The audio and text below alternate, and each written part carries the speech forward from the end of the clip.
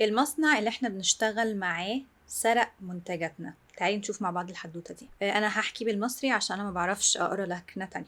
كيفك يا سارة؟ عاملة ايه الاخبار؟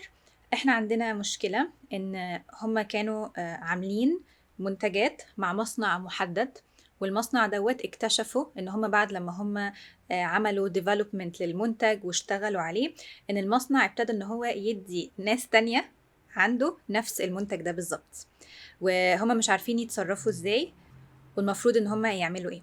انت طبعا مش مدياني تفاصيل كتيرة من حيث انت لو انت العقد مع المصنع بتاعك في اصلا اي بند بيتكلم على ان انت عندك حقوق الملكية للمنتج ده، او لو انت عندك اللي هي بتبقى اسمها exclusivity right، ان هو لو هي حاجة مختلفة عن الموجود في السوق انت بس اللي بتكوني بتصنعي حاجة زي كده عنده، هو ما يقدرش يصنعها عند حد تاني.